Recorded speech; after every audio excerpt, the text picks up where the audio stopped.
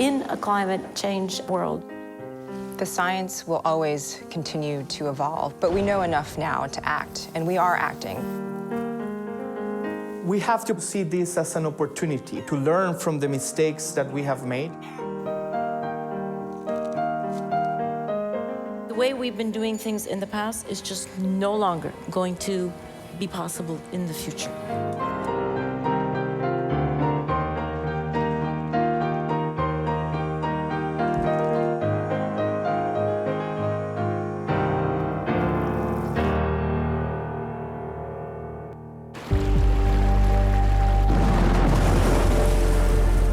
The Earth's climate is changing.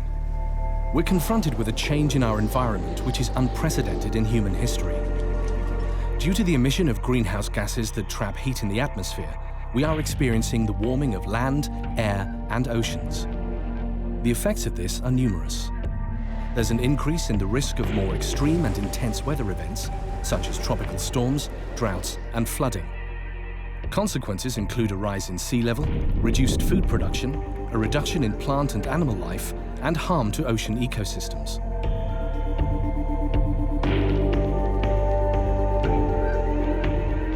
The two main pillars of the Global Climate Change Convention are adaptation and mitigation. And it is the responsibility of this generation, all of us who are alive right now, to mitigate enough, that means to bring greenhouse gas emissions down enough to allow that adaptation, in particular in the most vulnerable communities, is actually possible and effective.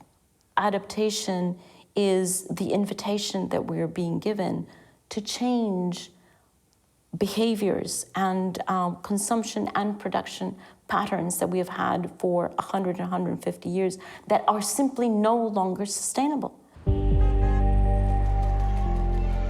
There is a need to mobilize the capacity, the knowledge, the tools, the political and financial support, and the scientific expertise to increase resilience to climate change through adaptation.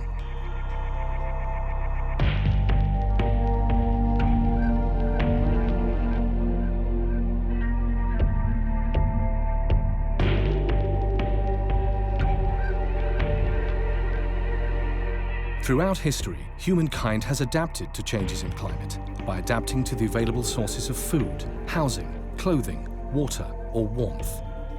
Today, however, climate change is causing changes faster than vulnerable populations and ecosystems can cope with and adapt to. Adaptation responds to the risks while, at the same time, building future resilience.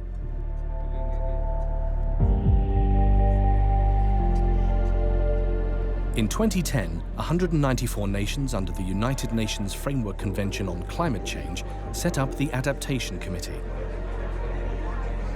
The work of the Adaptation Committee essentially is to try to bring people together. Try to bring governments, representatives from UN agencies, regional centers, and other organizations towards working for a common vision of adaptation. The Adaptation Forum, organized by the Adaptation Committee in November 2013, brought together prominent global leaders and individuals to highlight the urgency of action on adaptation and the way forward. The way we've been doing things in the past is just no longer going to be possible in the future. What we all want is a vision of a climate-resilient future, where, in fact, all rights to food, to water, to health, education, and life are protected, where women are safe and empowered and secure and contributing equally with men. We can see the kinds of investments that we have to make, and it's development, adaptation, mitigation wrapped up together. So for me, actually, it's about political will. We don't know everything, but we know enough to start and start strongly, and we'll discover things along the way.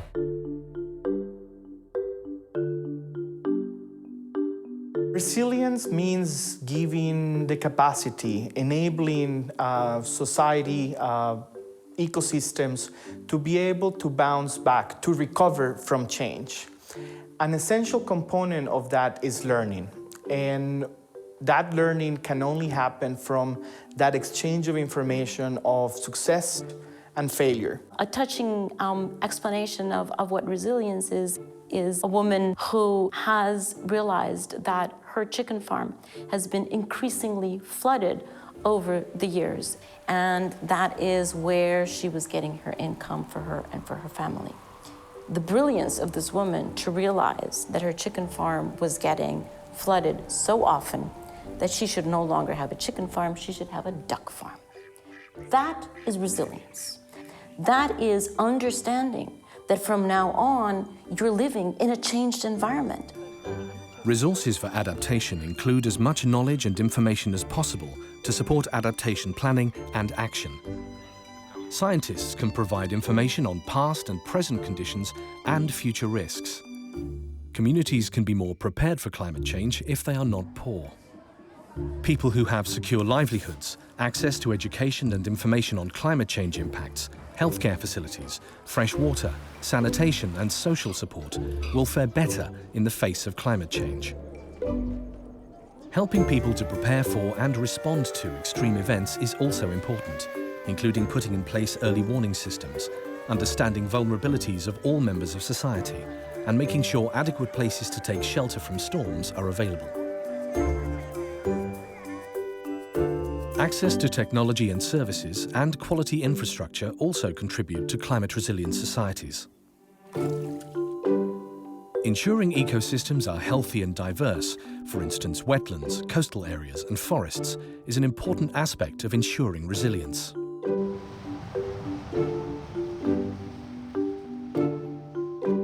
Climate change is global, but adaptation is local.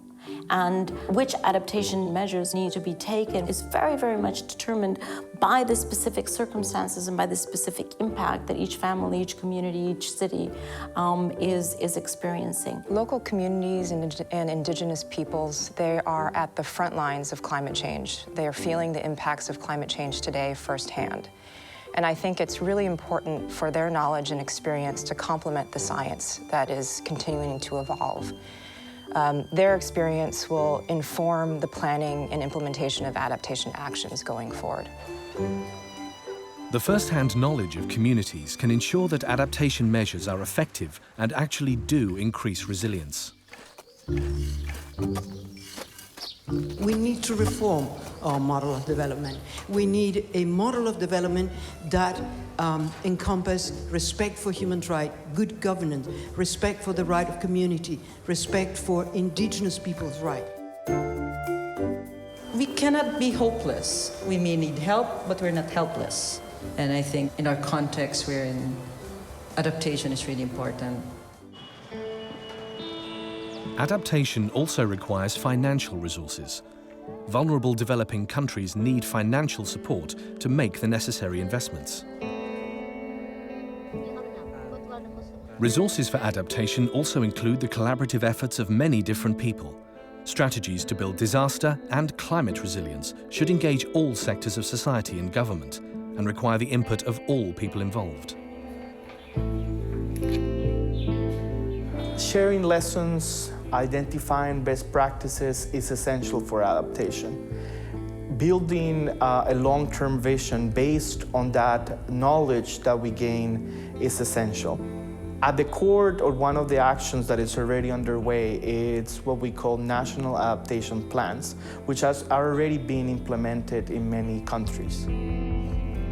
Adaptation helps our societies and nature cope with climate change. There are many ways to do it, and communities need to decide what works best for them. There are many examples. Here are just three.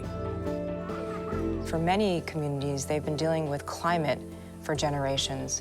I give the example of communities who live on small islands and traditionally have been dealing with the risk of flooding, where, for example, their small island shrinks in half because the river rises and erodes the outside of the island.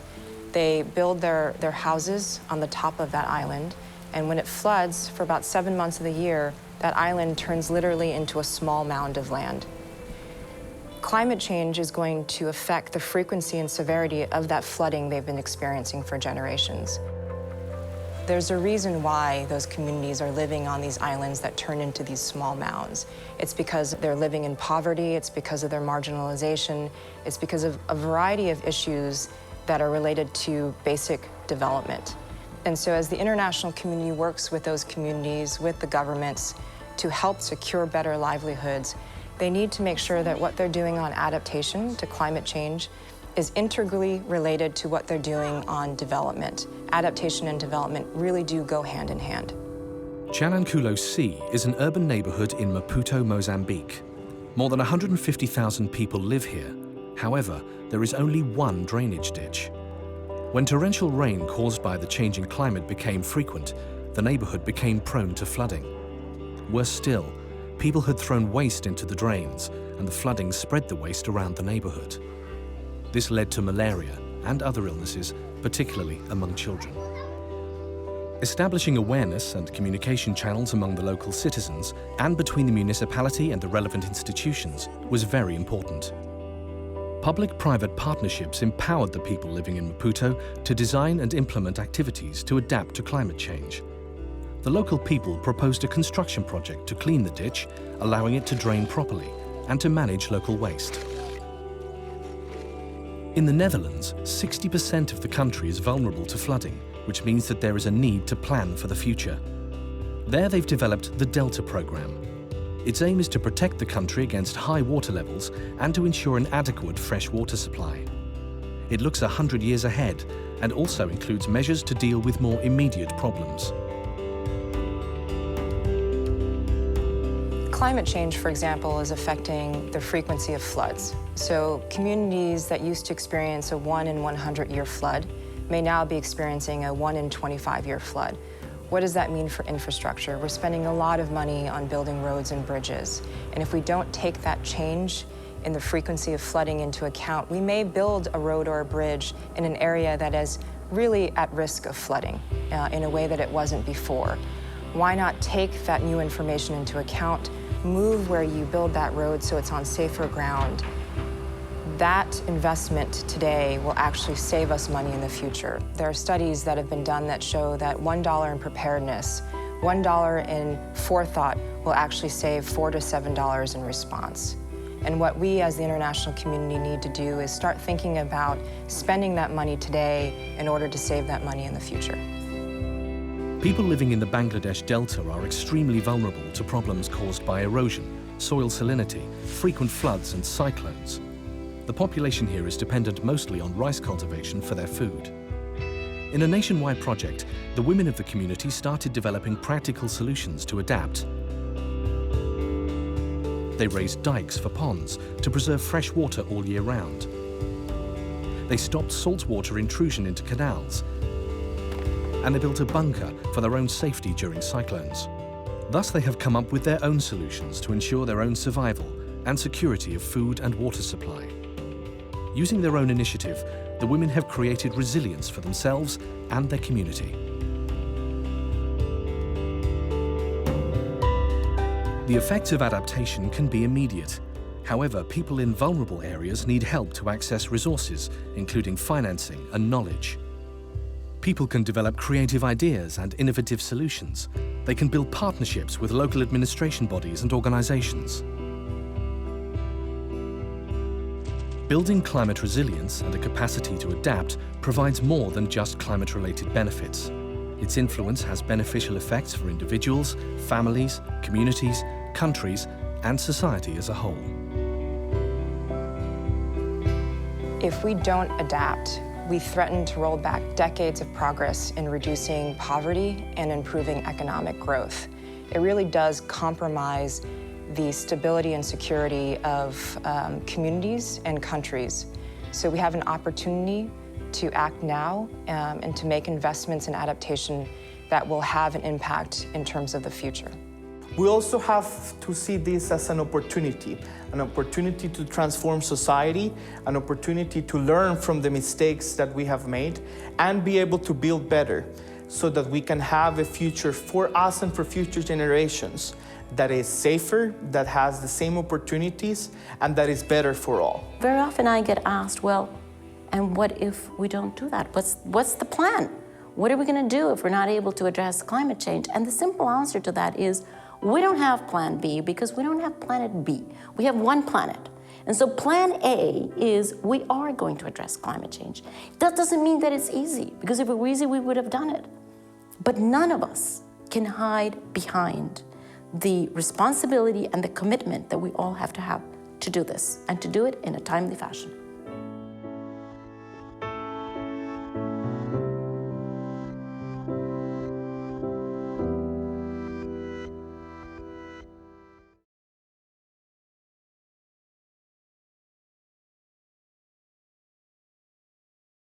Deltas around the world all face the same challenges in relation to climate change. And alongside mitigation, adaptation is urgent. And I think it is time to adapt now.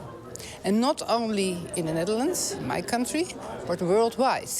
If we don't adapt to a changing climate, we'll not have our beautiful island for our children and for our children's children.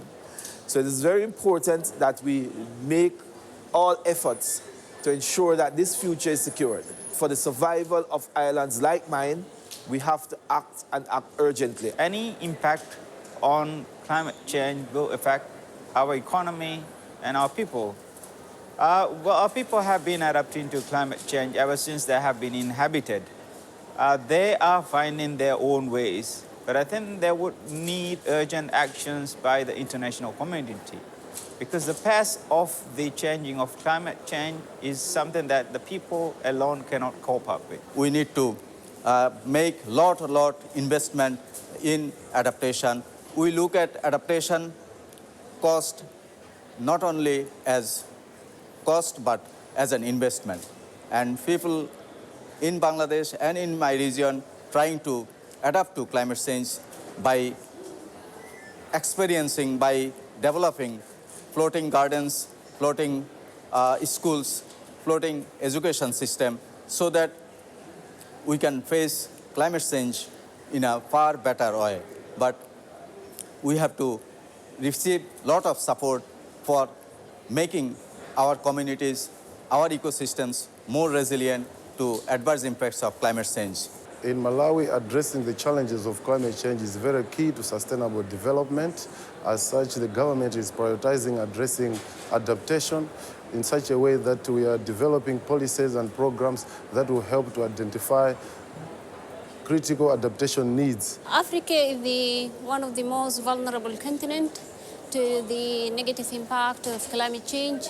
So the way we see it is working with communities, increasing their resilience, and empowering the communities would mean building the capacities of the different members, and particularly the women, the elderly, and the youth, because their vulnerabilities are increasing with climate change. Europe, like the rest of the world, is increasingly challenged by climate change. There are increases in extreme events such as heat waves, floods, and drought.